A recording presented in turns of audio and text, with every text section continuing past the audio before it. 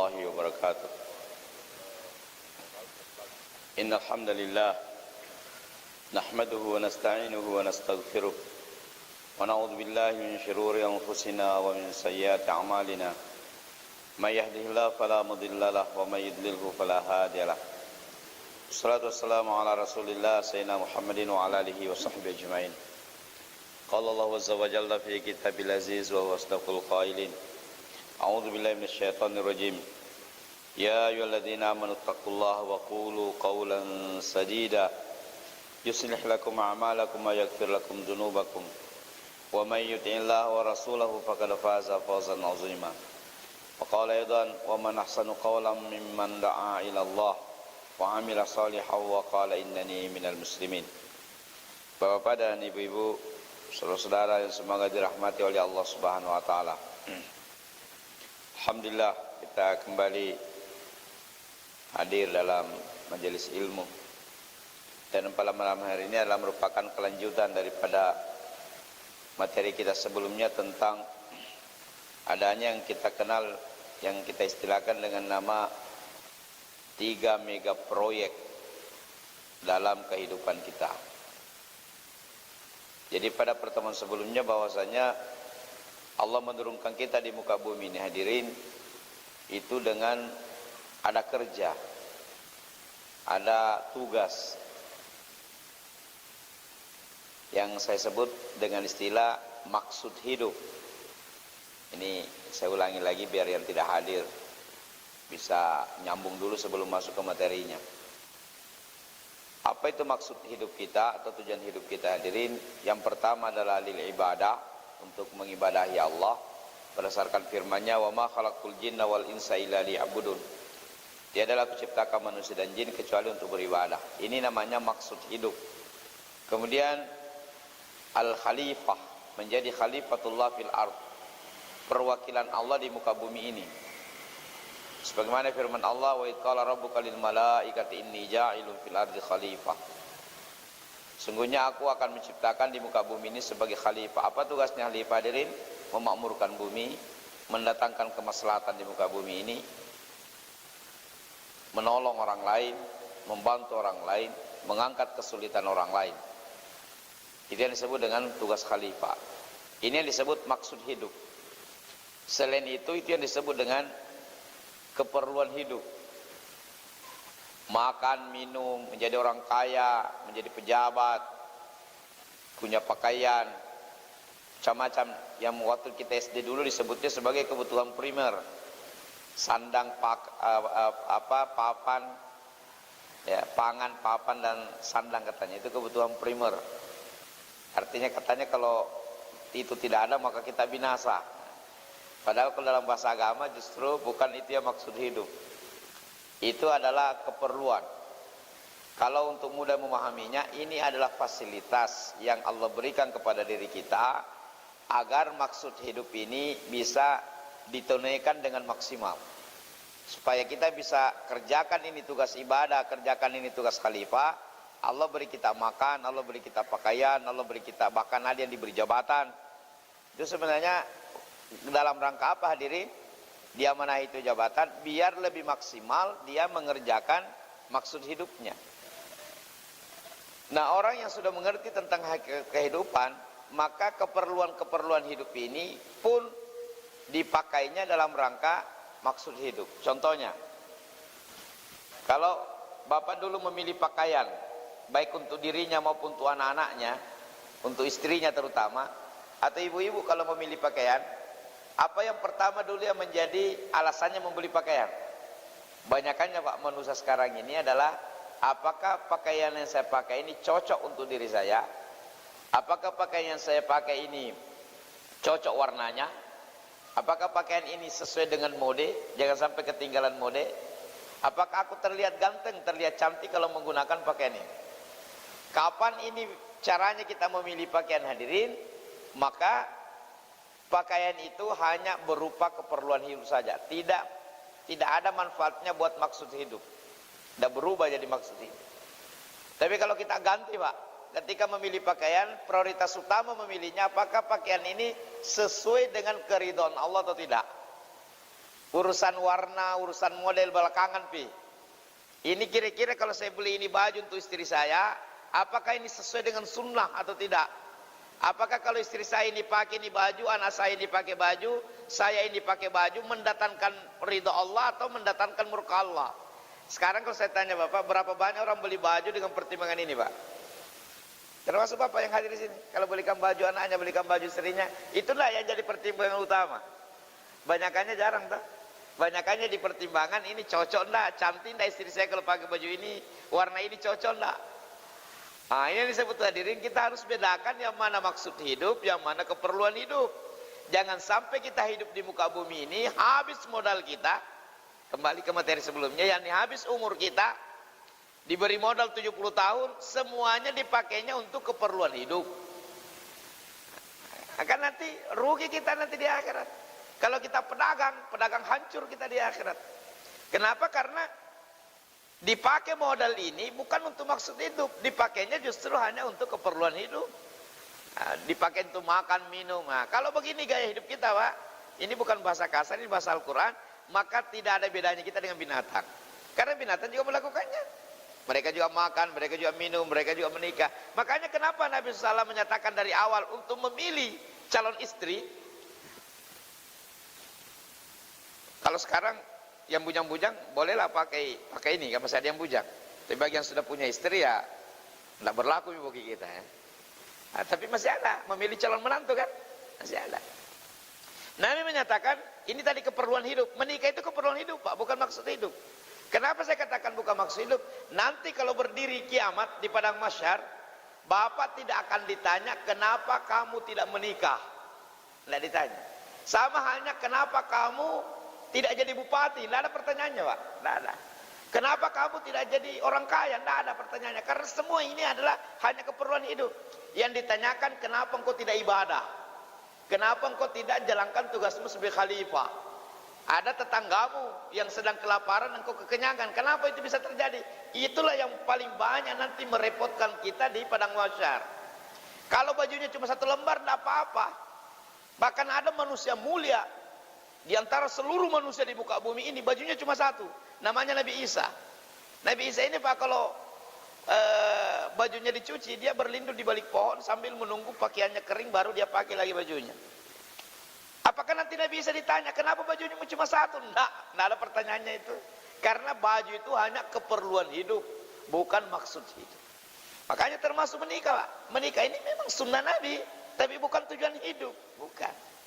Makanya Nabi mengatakan tungkahul mar'atu li arba'in, wanita itu dinikahi karena 4 alasan. Jadi boleh-boleh saja, bukan haram. Memang umumnya begitu. Yang pertama, limaliha, karena kekayaannya. Ini orang Bugis menyatakan namanya makbuine patujung. Nah, orang Bugis bilang begitu. Nah, biar mukanya di bawah standar lah, yang penting dia kaya. Nah, ada yang berpikir tidak apa-apa, tidak haram, boleh. Jadi anak-anak muda kalau mau begitu boleh. Nah, kan enak tuh, terjamin hidup akhirnya kan. Nah, ada rumahnya, ada mobilnya, ada sawahnya. Kasih saya kita duduk manis di situ ya. Boleh, bukan haram. Tidak ada mengatakan haram.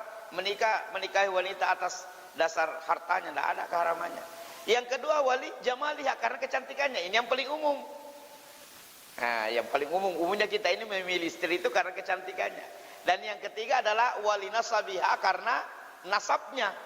Kadang kita teliti juga siapa bapaknya, siapa ibunya.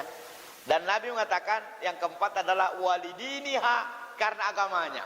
Sebelum kita bahas Pak, kenapa Nabi menempatkan agama di sini justru urutan keempat? Karena umumnya manusia menikah itu urutan keempat agama yang jadi pertanyaan. Syukur-syukur kalau agamanya bagus. Yang penting keturunan baik-baik, dia kaya, kan? Dia ganteng. Coba kalau ada yang melamar anak tak? Apa yang pertama ditanyakan orang kalau ada yang melamar anaknya? Umumnya manusia di muka bumi ini. Siapa orang tuanya? Sudah ada kerjanya belum? Ini semua bicara ini tadi. Bagaimana? Anak saya cantik. Wah, tidak selevel masa yang melamar. Wah, tidak selevel anak saya ini, tidak cocok.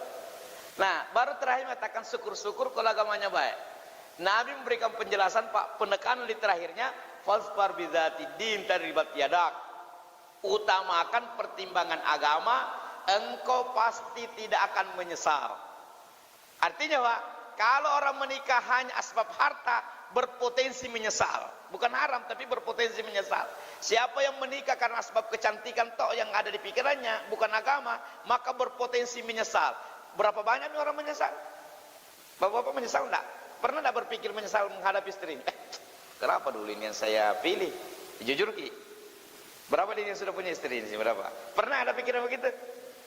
Nah, kalau ada pikiran begitu, tanya kita dulu waktu memilihnya apa alasannya. Pasti bukan agama alasannya yang utama. Kapan pertama ketika menikahi itu istri, pertimbangan agama, tidak mungkin menyesal, tidak mungkin. Ini jaminan Nabi, hadisnya sahih. Jadi kalau sekarang baring-baring, apalagi kalau mulai tidak mau berhenti nyerocos, bicara terus, kenapa dulu ini yang saya pilih ya?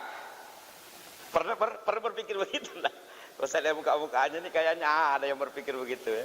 Nah, itu tariklah dulu ketika pertama melamarnya. Apa alasannya ketika melamarnya?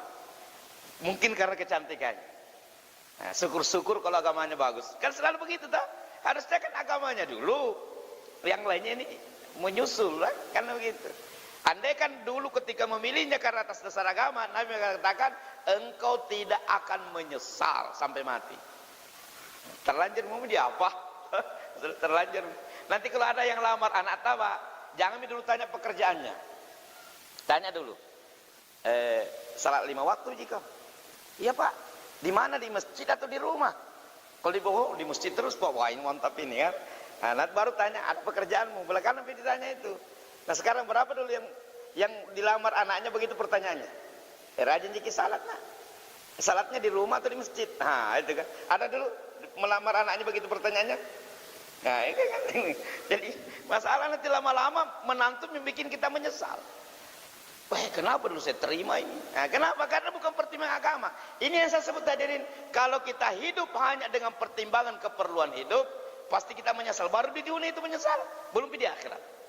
Tapi kalau kita hidup dengan orientasi kerisauan utama adalah maksud hidup lil ibadah walil khilafah walil khalifah, maka tidak akan menyesal karena memang itu gunanya kita diutus. Nah, saya mengulang lagi yang sebelumnya, kita ini kan diberi modal Pak, yang disebut dengan umur, itulah modal. Saya mengulangi materi sebelumnya, kalau ada pedagang menerima modal Pak, misalnya taruh dia pinjamnya ke bank lagi, pinjam modal 200 juta. Ketika awal dia meminjam, dia sih berpikir ini kan untuk mengembangkan usaha. Setelah cair 200 jutanya, bukannya dipakai usaha, dia beli mobil pribadi. Banyak begitu Pak, saya bukan menyinggung Bapak kalau Bapak yang mengalaminya. Uang yang dipinjam seharusnya dipakai untuk memperbesar usahanya, dia malah beli mobil pribadi, pada mobil pribadi ini tidak ada kaitannya dengan usahanya. Kemudian ada mina pakai macam-macam, bawa istrinya ke Jakarta, bawa istrinya ke Bali, padahal uang pinjaman. Nah, dia pasti menyesal itu Pak, dia pasti menyesal. Tapi sekarang belum menyesal, kenapa? Oh elah dia bawa mobil. Nanti dia menyesal, waktunya bayar utang tidak bisa dibayar, terpaksa itu tanahnya dan rukonya diambil oleh bank. Baru dia menyesal.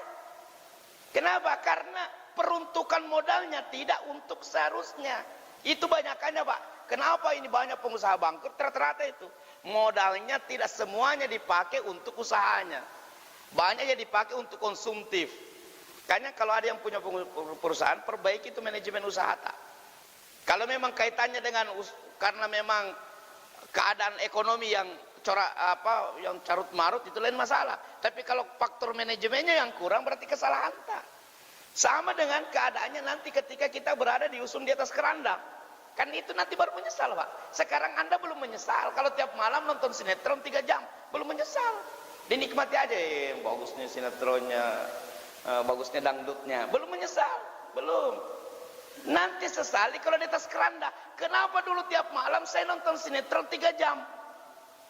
Itu modal. Kenapa saya pakai? Nah ini tidak ada kaitannya dengan kemaslahatanku ini sinetron, tidak ada. Tidak ada manfaatnya ternyata. Coba dulu saya pakai sholat, coba dulu saya pakai ibadah. Disitulah menyesalnya ketika berada di usung di atas keranda. Kenapa? Modalnya dipakai bukan untuk peruntukannya. Ingat cerita ini Pak, kalau suatu saat ternyata Bapak lebih dulu meninggal daripada saya. Kalau ternyata, ingat nanti kalau naik di atas keranda, pasti kita ingat ini ceramah ini. Betul. Kenapa dulu modalku saya pakai pada hal-hal yang tidak ada gunanya? Sama tadi pedagang, baru dia sadar Pak kalau rumahnya sudah dilelang. Kenapa dulu saya itu begitu? Sudah mau apa? Selesai ini.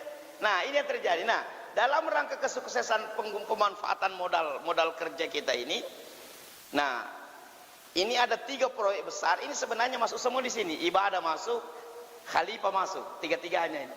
Biar lebih mudah kita, kalau bahasanya lebih mudah untuk menjelaskan untuk operasionalnya ini maksud hidup. Kalau saya menyatakan ibadah, khalifah, belum, artinya masih umum. Maka 3 proyek besar ini tiga-tiganya ini tuh masuk di situ, gabungan antara ibadah dengan khalifah. Ini 3 proyek besar dan pimpronya Anda semua. Semua yang hadir sini pimpronya. Jadi itu ada pimpinannya bendungan, nah proyek kecil nah pegang itu, cuma 1 triliun. Ada yang memegang proyek 1000 triliun, proyek kecil. Yang proyek besar yang Anda lagi kerja sekarang. Saya sedang mengerjakannya, Bapak mengerjakannya, semua yang hadir sini sedang mengerjakannya. Ibu-ibu juga mengerjakannya. Apa itu? 3 proyek besar yang saya sebut dengan mega proyek. Dan waktu mengerjakannya ini selama modal kerja tadi. Berapa usia tak? Ada pun yang sudah lewat, mau di apa? Orang rata-rata bilang putih arang, tidak bisa kembali. Biarpun putih arang maksudnya mustahil, arang jadi putih. Putih pi arang, baru bisa kembali itu umur, tidak bisa kembali. Jadi Bapak yang sudah berusia 60 tahun sekarang, artinya Anda telah menghabiskan modal Anda 60 tahun. Pertanyaannya, apakah 60 tahunnya dalam rangka mengerjakan proyek ini, atau lebih banyak sibuk pada urusan keperluan hidup?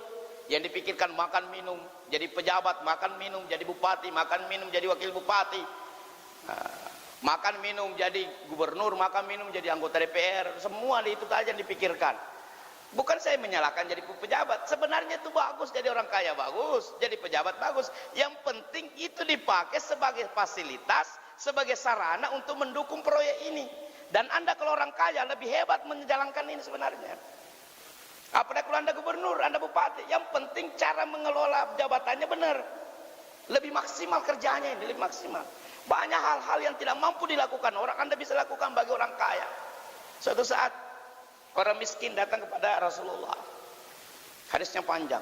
Wahai Rasulullah, kami ini didahului terus oleh orang-orang kaya. Kami salat, mereka juga salat. Kami puasa, mereka juga puasa. Kami zikir, mereka juga zikir. Apa yang kami lakukan, mereka bisa buat. Tapi orang kaya itu bersedekah, kami tidak bisa bersedekah. Mengeluh ini orang miskin kepada Rasulullah. Hadisnya sahih. Datanglah Rasulullah kepada mereka, maukah aku ajarkan amalan yang kalau engkau rutin mengamalkannya, engkau bisa menyamai amalannya orang kaya. Apa itu hai Rasulullah? Bacalah subhanallah 33 kali, alhamdulillah 33 kali, Allahu akbar 34 kali setiap selesai salat. Pulang mereka merasa senang. Ternyata informasi ini bocor ke orang kaya. Orang kaya juga baca subhanallah 33 kali, alhamdulillah 33 kali. Protes lagi orang miskin. Apa pernyataannya Nabi? Seperti itulah kalau Allah mau memberikan kelebihan kepada orang. Jadi ini Anda kalau orang kaya dan taat, itu anugerah Allah luar biasa kepada Anda untuk mensukseskan pekerjaan ini. Tapi syaratnya itu tadi, dijadikan itu keperluan hidup untuk mensukseskan maksud hidup. Jangan itu dinikmati tiap terus, dipusingkan tiap hari, dirisaukan tiap hari. Hancur kita nanti. Itu tadi. Nanti habis waktu untuk memusingkan itu, ternyata tidak ditarik ke. Mulai sekarang Pak, beli baju dipikirkan dulu adalah pertimbangan agama. Nanti kalau ada yang tawar ke jadi bupati, jadi wakil bupati, jadi gubernur, jadi wakil rakyat, jangan dulu pikirkan itu berapa gajinya, apakah naik DT1, DT2, DT3 atau DT8, belakangan itu dipikir. Yang dipikir ini kira-kira kalau saya duduk Allah rela atau tidak. Ini bisa enggak saya bisa jalankan enggak untuk proyek ini dengan maksimal atau tidak? Kalau tidak, tinggalkan. Ini baju memang bagus, cantik boy, kalau dipakai mirip-mirip artis istri kita kalau nak pakai itu. Tapi ternyata pakaian ini tidak sesuai dengan keridhaan Allah, tinggalkan. Kan begitu caranya Pak dalam hakikat hidup. Kalau mau selamat di atas keranda tadi, kalau tidak mau menyesal di atas keranda, kan begitu caranya. Hadirin berbahagia. Kemudian yang kedua, Hebatnya ini modal hidup, modal kerja di dunia ini Pak, beda dengan modal kerja bisnis. Kalau modal kerja bisnis, makin banyak modalnya makin bagus. Kalau modal hidup di dunia ini bukan dilihat dari berapa banyak modal yang Bapak punya, dilihat dari semaksimal apa Anda namanya mengkapitalisasi aset. Gini Pak, saya kembali dulu sedikit, sekarang lagi tahun politik. Semoga saja suara saya juga didengar oleh para calon. Karena mereka tidak pernah minta nasihat, saya nasihati saja tanpa diminta. Saya dulu Pak, waktu di Timika, ketika selesai dari Freeport, untuk khusus kota Timika ini saya tidak dikenal sebagai ustadz awalnya, tapi dikenal sebagai politisi. Nah, saya dulu aktif di partai sebelum dikenal sebagai dai. Waktu di Freeport dai, tapi kan Freeport dengan kota itu beda. Freeport itu kota tersendiri, kota mandiri Pak. Untuk masuk saja ke kota itu namanya Tembagapuro butuh 5 pos pemeriksaan untuk Anda bisa masuk ke tempat itu. Nah, untuk masuk ke daerah perusahaan 5 kali diperiksa Pak, apakah Anda berhak masuk atau tidak, pakai kartu. Nah, jadi kita dikenal di sana dai, tapi di kota tidak dikenal. Setelah turun di kota ini dijadikan caleg dari PKS, itu waktu saya dicalegkan oleh PKS. Setelah muncul di kota, foto-foto saya berperan di mana-mana. Habis itu karena tidak lolos, ini caleg gagal namanya ya. Tidak lolos, akhirnya dia manahi lembaga, yayasan, sekolah Islam terpadu. Di situ 7 tahun saya tangani ini sekolah. Sekarang sudah membesar, kurang lebih 1000 muridnya sampai sekarang. Nah ini sehingga saya jadi dai di situ. Nah, dari dulu sebenarnya dai, hanya orang tidak kenal kalau saya dai. Jadi orang ketika saya akhirnya terlibat di dunia politik, orang tidak permasalahkan. Kenapa ada ustadz berpolitik? Karena terbalik mereka. Dipikirnya saya politisi yang jadi dai. Nah kan begitu kan. Suatu saat ketika terjadi pemilihan gubernur, saya dijadikan tim sukses dari utusan partai waktu itu. Pada saat hadir dalam rapat itu, hadir di situ bupati 2 periode sekaligus calon wakil gubernur. Nah, saya sampaikan nasihat karena diundang. Dia bilang, coba Bapak apa nasihatnya? Saya mengatakan begini Pak, ini boleh didengar ini Bapak siapa saja. Saya mengatakan begini, untuk sukses baik dalam dunia politik maupun dalam dunia usaha, bahkan dalam dunia apa saja, faktor utamanya itu ada disebut dengan kepemilikan aset. Ada yang disebut dengan kepemilikan aset. Makin besar aset, makin besar peluangnya untuk sukses. Memang begitu Pak di dunia ini. Itu saya bilang tadi, kalau punya pedagang banyak modal, tapi lebih besar nanti. Itu namanya kepemilikan aset. Menurut saya, Bapak ini, saya tunjuk beliau, di antara seluruh calon gubernur, wakil gubernur, khusus Timika, saya tidak cerita calon lain, karena calon lain itu di tempat lain. Anda yang paling besar asetnya. Maaf, jangan Bapak salah paham, saya tidak tahu berapa uangnya Bapak. Karena aset itu tidak mesti uang Pak. Aset itu tidak mesti uang. Aset itu sumber daya, bisa uang, bisa pengaruh, bisa jabatan. Kenapa saya katakan di antara seluruh calon yang bertanding ini, Bapaklah yang paling besar asetnya? Karena sampai hari ini Anda masih sebagai bupati, bahkan bupati 2 periode. Tapi saya sampaikan kepada Bapak, kepemilikan aset sebesar apapun aset dimiliki tidak menjadi jaminan sukses kecuali ditambah satu yang disebut dengan kapitalisasi aset. Ini bahasa Pak, bahasa orang politik, bahasa orang politik. Tapi Anda akan paham dilarikan nanti ke masalah agama. Apa yang dimaksud dengan kapitalisasi aset? Biar aset Anda banyak, tapi tidak memiliki kemampuan memberdayakan aset. Biarpun 1 triliun uang, tapi kalau tidak tahu dikelola itu 1 triliun, hancur tongki juga. Anda ini mau maju sebagai bupati dan aset Anda sangat besar karena Anda menjadi gubernur, karena Anda menjadi bupati selama 20 periode. Sekiranya Bapak selama 10 tahun mengkapitalisasi aset Anda sebagai jabatan Anda sebagai bupati, mensejahterakan rakyat. Ya, setiap kali pokoknya semua disejahterakan rakyat, tidak perlu Bapak kampanye. Sekarang pertanyaannya, Bapak lakukan tidak kapitalisasi aset? Dia orang pribumi Pak, tapi kelihatan kalau mukanya merah. Kelihatan sekali. Itu betul Pak. Coba sekarang ada calon ini yang pernah jadi bupati mau jadi bupati lagi. Mudah sebenarnya. Anda punya jabatan sebagai bupati itu sebagai aset besar. Pertanyaannya sekarang, sudah laksanakan enggak kapitalisasi aset?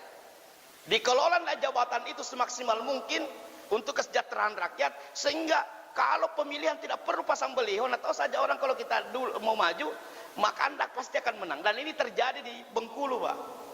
Di Bengkulu ada wali kotanya namanya Helmi Hasan ya. Pada periode kedua, Pak, dia tidak mau maju. Tidak mau maju. Pada periode kedua. Tapi periode pertamanya berhasil mengkapitalisasi aset. Semua orang cerita tentang kebaikannya, semua orang cerita tentang kesederhananya, semua orang cerita tentang hebatnya dia punya program. Karena 5 tahun dia sukses kapitalisasi aset, Pak. Apa yang terjadi? Orang lain yang mendaftarkan. Bahkan KPU itu mengulur itu jadwalnya karena diharap dia tetap mendaftar. Kalau saya tidak salah kemenangannya di atas 60%. Padahal ketika masa-masa kampanye, Pak, dia keluar 4 bulan ke India, tidak ngurus itu kampanyenya. Tapi kenapa menang? Karena sukses mengkapitalisasi aset. Anda kalau pengusaha, biarpun modalnya 50 juta, kalau mampu mengkapitalisasi aset 50 juta, semaksimal mungkin membesarkan usaha. Kalau Anda adalah orang mau sukses di akhirat, bagaimana umurnya dikapitalisasi? Paham, Pak, ya? Umur bisa jadi cuma 40 tahun, tidak apa-apa.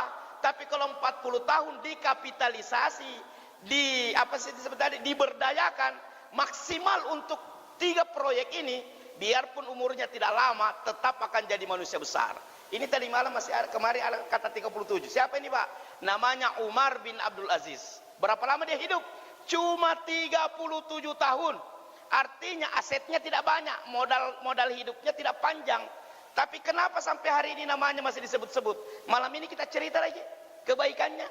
Padahal beliau ini hanya hidup 37 tahun dan hidup 1400 tahun yang lalu. Setiap buku, ditulis buku, dicerita lagi tentang dirinya, dicerita lagi tentang dirinya. Padahal modalnya cuma 37 tahun. Kenapa, Pak? Karena dia mampu mengkapitalisasi aset 37 tahun ini semaksimal mungkin. Jangan sampai ada yang terbuang percuma. Saya jamin, Pak, kalau Bapak kebiasaannya tiap hari nonton sinetron, kurang ibadahnya, maka usia hancur 80 tahun, tidak ada isinya. Ini yang disebut tidak kapitalisasi aset. Ya, apalagi kalau dipakai untuk maksiat. Saya baru cerita ini, saya bukan mengatakan haram nonton sinetron, haram nonton domino, bukan. Untuk hal yang tidak ada guna saja pasti menyesal. Apalagi kalau dipakainya di tempat maksiat. Setiap detik 2 jam dipakai di maksiat, 3 jam dipakai di maksiat, hancur kita nanti di akhirat. Itu yang saya maksud, hadirin. Nah, inilah yang saya maksud dengan 3 proyek besar. Bisa dipaham, Pak, ya? Nah, sekarang Bapak kan sudah habiskan asetnya 60 tahun, tapi kan masih ada, tak? Menyesal kalau sudah mau di apa? Lewat 60 tahun. Terlalu banyak anunya, lalainya, mau di apa? Tapi kan masih ada modal, tak? Apakah itu sisa 5 tahun, apakah itu sisa 7 tahun? Manfaatkan itu 5 tahun untuk sebesar-besarnya. Jangan lagi dilanjutkan itu gaya-gaya lama. Karena kalau dilanjutkan gaya-gaya lama, khawatirnya nanti sadar kalau di atas keranda, nanti sadar kalau rumahnya dilelang. Kan itu kan yang terjadi. Tapi selama Anda masih sadar, memang modal Anda pinjam 200 juta, masih ada 30 juta sisa. Sadari. Wih, astagfirullahaladzim. Masih ada 30 juta, tidak apa-apa. Kalau bisnis bengkel masih bisa beli kompresor, bisa beli ini, masih bisa. Yang menjadi masalah, Pak, kalau habis modal baru sadar. Habis umur baru sadar. Nah, itu yang terjadi nanti orang kalau sudah di sana, dia berteriak.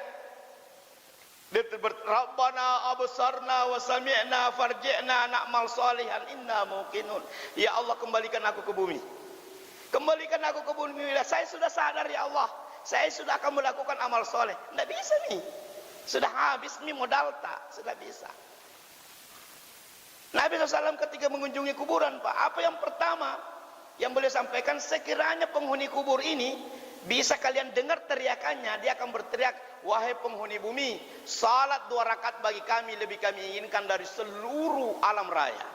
Kalau kami diberi waktu 5 menit saja hidup di muka bumi ini, yang kami ingin lakukan salat 2 rakaat. Tapi kenapa kita waktu tak berjam-jam tidak pernah dilakukan? Kira-kira begitu, Pak. Ini namanya kemampuan kapitalisasi aset. Aset kita adalah umur. Sekarang umur ini penting, umur ini berharga. Setiap detiknya penting, setiap detiknya adalah berlian. Maka setiap waktu yang dia risaukan, hari ini lebih baik tidak daripada kemarin. Bagaimana keadaanku hari ini? Nah, makanya kenapa Pak, sahabat itu kalau ketemu, apa pertanyaannya? Wahai saudara, bagaimana kabar iman hari ini? Saya tanya Bapak, kalau lagi menelpon, apa yang pertama Bapak tanyakan? Bagaimana kabar? Betul tidak? Lanjutkan Pak, bagaimana kabar iman hari ini? Assalamualaikum warahmatullahi wabarakatuh. Waalaikumsalam. Yang pertama sebelum tanyakan keluarga, sebelum tanyakan istri, tanya dulu, bagaimana kabar iman hari ini? Bisa begitu Pak? Kalau ketemu di kabar, Assalamualaikum, bagaimana kabar iman hari ini? Itu targetnya ini sebenarnya. Ya, apakah meningkat imannya hari ini, atau stabil, atau menurun? Nah, ini yang disebut dengan islahun nafs. Setiap hari kita buat. Yang kedua adalah takwinu baitil mu'min, membentuk rumah tangga iman. Bagaimana rumah tangga kita ini disetting, dipola, ditarbiyah, supaya terbentuk rumah tangga kita ini rumah tangga iman, mendekati rumah tangganya para sahabat. Bagaimana kira-kira bayangan Bapak, anaknya Sayyidina Umar bin Khattab. Di situ ada namanya Hafsah, istrinya Rasulullah SAW. Di situ ada yang bernama Abdullah bin Umar. Abdullah bin Umar ini Pak, namanya itu dicatat di jutaan buku.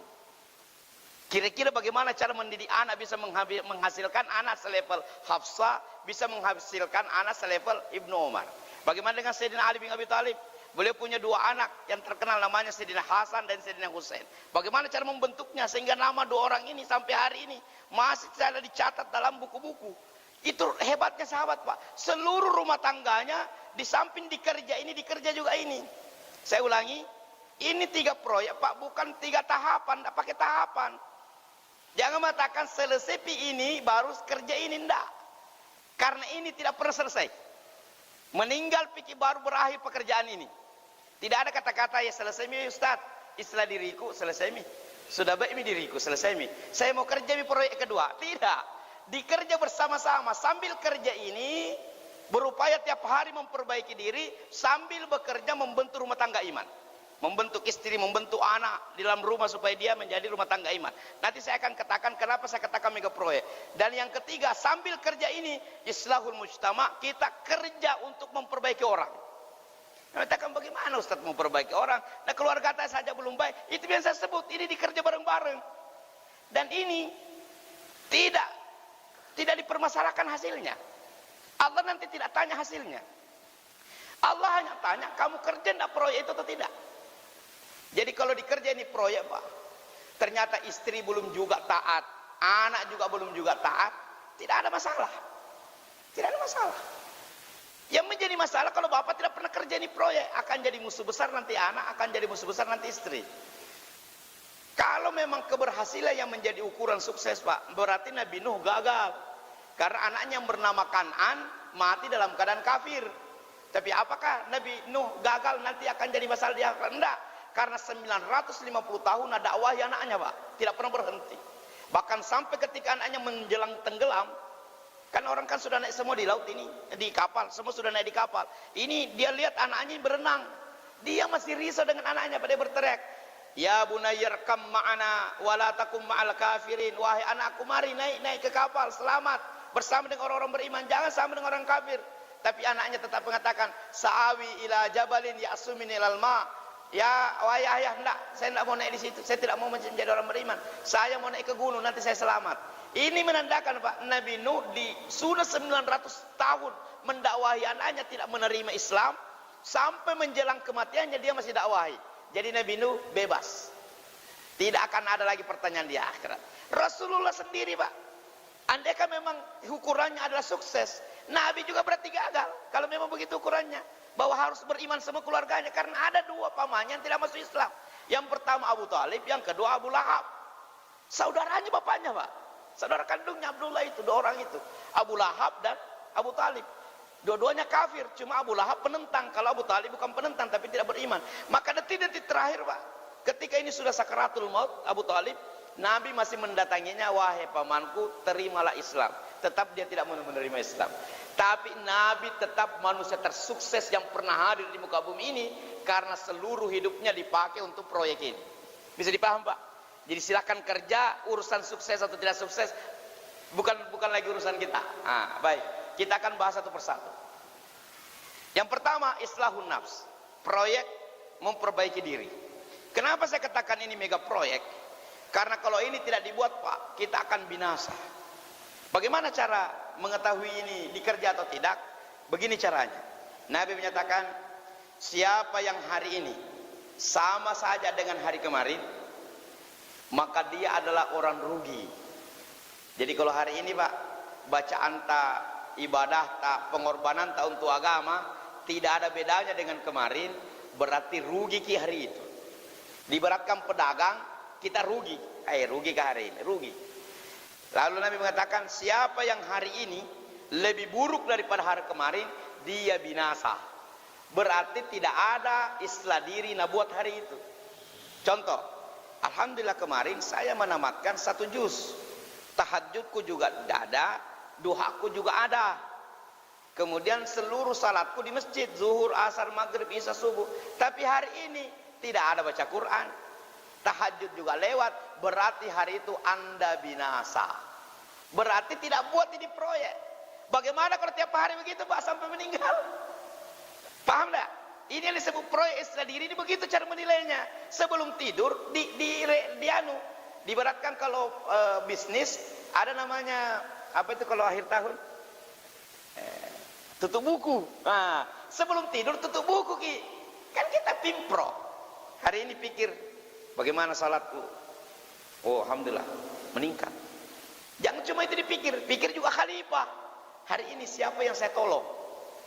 Minimal ada ndak orang yang saya persulit hidupnya hari ini? Alhamdulillah hari ini tadi ada nenek-nenek mau ngangkat barang, tidak mampu ngangkat barang, saya bantu angkat barang. Alhamdulillah. Oh ya. Kalau dua-duanya Pak, dua-duanya diperiksa, ibadah tadi diperiksa dengan tugas khalifah. Kalau meningkat berarti hari itu Anda beruntung. Itu caranya menilai. Berarti berjalan proyek islahun nafs. Pertanyaannya hadirin, ini bukan proyek mudah. Jangankan level kita, level sahabat itu begini. Mungkin sudah pernah saya ulang-ulang. Ada seorang bernama Hanzalah. Ini namanya futur. Kondisi futur. Apa itu kondisi futur? Menurun iman. Kondisi menurun iman. Dan pasti kita akan alami. Apa keadaannya ini Hanzalah? Dia keliling kota berteriak, "Napakah Hanzalah? Napakah Hanzalah? Hanzalah munafik, Hanzalah munafik." Apa yang terjadi Pak? Heran orang. Ada apa Hanzalah? Dia mengatakan, ketemu Abu Bakar. Sayyidina Abu Bakar. Ada apa Hanzalah? Kenapa engkau menyebut diri munafik? Dia mengatakan, wahai Abu Bakar, kalau saya duduk di majelis Rasulullah, imanku itu berada pada posisi puncak. Setiap kali Nabi bercerita tentang neraka, terbayang neraka di hadapan saya. Setiap kali Nabi berbicara tentang surga, seakan-akan surga di hadapan saya. Tapi kalau pulang ke rumah bercengkeram dengan istri, ku lupa sembuh lagi itu. Nah, ini menandakan dia merasa kondisi imannya ini menurun naik. Abu Bakar mengatakan sama, saya juga begitu. Level Abu Bakar juga seperti itu Pak. Maka mereka datang kepada Rasulullah, pernyataannya Rasulullah, wahai Hanzalah, sekiranya imanmu stabil sebagaimana dalam majelisku, dan stabil sebagaimana engkau berada di pasar, sebagaimana engkau berada di rumahmu, maka setiap di mana pun kamu berada, engkau selalu dijabat tanganmu oleh malaikat. Di rumah kau dijabat tangan oleh malaikat, di pasar engkau dijabat tangan oleh malaikat. Sekiranya kamu mampu buat itu. Artinya Pak, ini proyek besar dan proyek rumit. Kelihatannya mudah tapi rumit. Rumitnya adalah butuh mujahadah tinggi. Butuh mujahadah tinggi. Ini proyek. Bagaimana caranya? Nah, tadi kelebihannya tadi, siapa yang sukses berarti beruntung, itu kelebihannya. Bagaimana cara kerjanya? Cara kerjanya macam-macam orang buat. Ada yang ikut suluk, supaya katanya stabil amalannya, tiap hari baca 5.000 la ilaha illallah, macam-macam. Kita bukan menyalahkan apa-apa. Ada yang ikut ini, ada ikut kajian supaya bertumpu sehingga berdos-dos itu buku catatannya Pak. Karena terlalu lama ikut kajian. Nah buku Pak nyanyi buku catatan. Mudah-mudahan tidak hanya berhenti di catatan itu kajiannya. Berdos-dos nih buku catatannya. Bisa jadi. Niatnya apa? Islah diri. Pasti islah diri niat. Semua orang berpikir mau islah diri, mau islah diri. Bahkan jangankan kita Pak. Para pelaku maksiat kalau Anda tanya, pasti mengatakan sebenarnya mau mikir tinggalkan ini Ustaz. Tapi susah. Artinya para pelaku maksiat saja ingin islah diri Pak. Tapi kenapa susah? Kita saja susah. Pelaku maksiat juga susah. Ya, bisa jadi mungkin caranya yang harus ditambah. Biarlah ikuti dulu itu suluk, ikuti, jangan ditinggalkan. Sama suluknya baik, kajian juga jangan ditinggalkan. Tapi pakai juga cara Al-Quran. Bagaimana cara Al-Quran? Dalam surah, siapa yang bisa ingatkan saya, yang saya selalu baca? Ya ayyuhalladzina amanu taqullaha wa qulu qawlan sadida. Surah apa itu? Surah Fussilat. Dalam surah Fussilat Allah berfirman, ya ayyuhalladzina amanu, ini cara Al-Quran, Pak, resep Al-Quran. Ya ayyuhalladzina amanu, wahai kalau orang beriman, ittaqullah, bertakwalah kepada Allah, wa qulu qawlan sadida, berkatalah dengan kata-kata sadat. Lihat kalimat berikutnya, Pak. Yuslih lakum a'malakum, kalau engkau buat itu Allah yang mengislah amalmu. Luar biasa kan? Bukan kamu lagi yang mengislah dirimu, Allah yang islah. Yang kamu buat cuma dua saja, bertakwa kepada Allah. Kalau berbicara, kata-katamu adalah kata-kata sadat. Kalau engkau buat itu, Allah yang akan perbaiki dirimu. Hebatnya proyek ini, Pak, islah diri, ini bisa dikerja oleh Allah. Yang kita kerja hanya dua, berusaha takwa kepada Allah, istiqamah ibadah, ditopang keistiqamahan ini dengan qaulan sadida. Apa itu qaulan sadida? Kan ini biasa dijadikan muqaddim oleh beberapa ustaz. Kan enggak? Ya ayyuhalladzina amanu taqullaha wa qulu qawlan sadida yuslih lakum a'malakum wa yaghfir lakum dzunubakum wa may yuti'illah wa rasulahu faqad faza fawzan 'azima. Biasanya ditambah lagi dengan hadis, khairul hadi hadi Muhammadin wa syarrul umuri muhdatsatuha wa kullu muhdatsatin bid'ah wa kullu bid'atin dhalalah. Nah, kan itu banyak itu merangkai ini muqaddimah atau? Saya juga tidak tahu apakah ini memang hadisnya begitu, berangkai semua ini. Ya, mukaddimahnya Nabi apakah memang seperti ini, tapi Allahu a'lam. Seakan-akan makna qaulan sadida,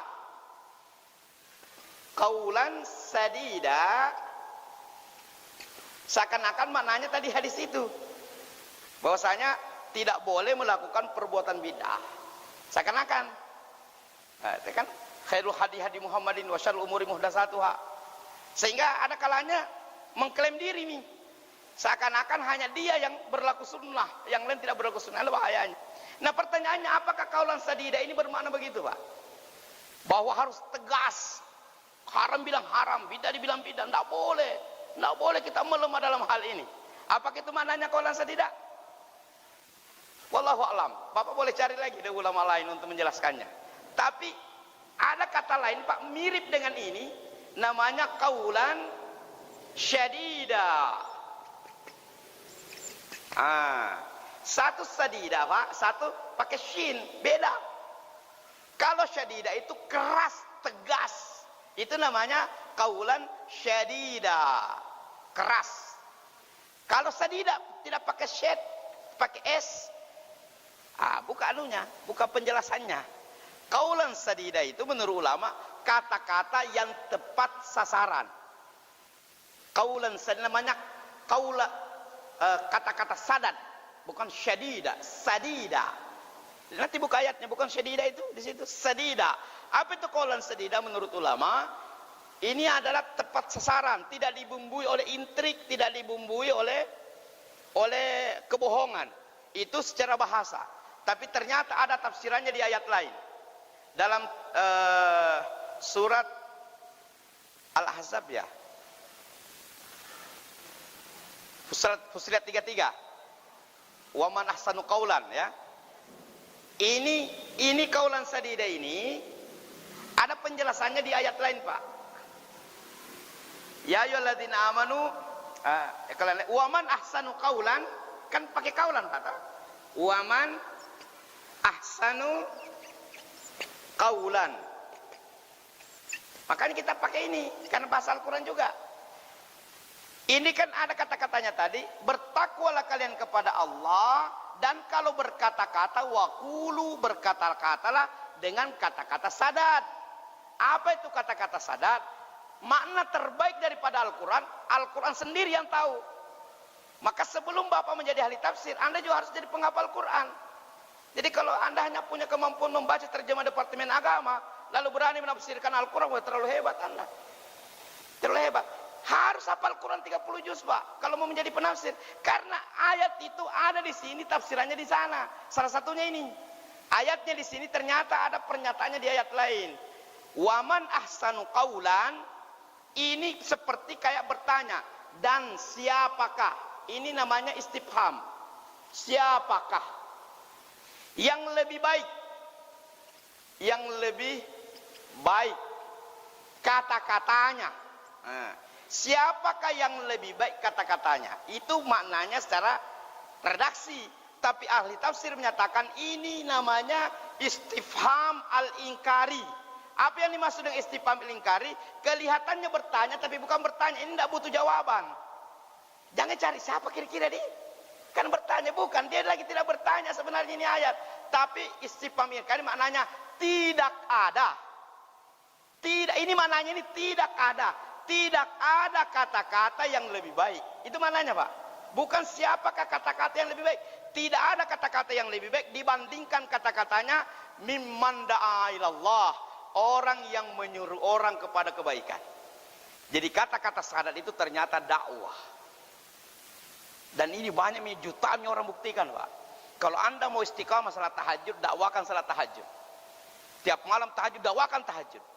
Kalau Anda mau istiqamah ke masjid, salat berjamaah di masjid, dakwakan tentang pentingnya salat berjamaah di masjid. Itu ternyata makna qaulan sadida, yang kalau Anda lakukan dijamin akan diislah dirinya oleh Allah Subhanahu wa taala. Waktunya sudah lewat. Ini masih ada penjelasannya lagi, ya. Bagaimana dahsyatnya qaulan sadida dalam mendatangkan islah diri. Kita akan bahas lagi pekan depan, ya. Intinya sudah ada Bapak tahu, untuk mengislah diri, mengistiqamahkan islah diri, jangan segan-segan mengajak orang berbuat baik. Minimal anak tak meminta cerita. Contoh, Pak, sedikit lagi. Sekarang saja, saya tidak usah tunjuk Bapak. Bapak di sini kan ada, saya lihat usia sudah 60, 50. Pasti di rumah tak ada anak tak yang usia 17, 18 ya, sudah SMA atau cucu tak. Kenapa tidak ada datang di sini? Mana dia? Kemana dia? Masih ada tidak yang di rumahnya Bapak yang usia 17 salatnya di rumah? Kenapa hanya Bapak yang datang? Kenapa anaknya tidak ikut? Bisa jadi anak sendiri kita segan berdakwah. Nauzubillah summa nauzubillah. Sama anak sendiri segan mengajak pergi ke masjid. Padahal kalau ngajak anak kepada ke masjid, itulah kata-kata terhebat yang tidak akan mungkin Anda tukar di akhirat dengan dunia dan isinya. Cukup ngajak, mari nak pergi ke masjid. Itu disebut qaulan sadida. Apalagi kalau datangi anak di dekir, Adinda, ini sudah azan, mari kita ke masjid. Bapak lakukan enggak? Ketika ketemu anak di dekir, singgah dulu motor. Dek, ini sudah azan, ayo kita ke masjid. Urusan dia ke masjid atau tidak, bukan itu jawabannya. Yang jelasnya Anda sudah buat qaulan sadida. Tiap hari dibuat. Bahkan ulama menganjurkan 25 majelis setiap hari. Ketemu orang dakwah, ajak. Allah kuasa, makhluk tidak kuasa, itu sudah dakwah. La ilaha illallah, inilah kata-kata yang paling hebat di muka bumi ini, menjadi keselamatan dunia akhirat. Ketemu di pasar, nanti bilang, gila ini orang. Memang, Nabi juga dibilangi gila pada saat berdakwah. Kapan dibuat ini hadirin?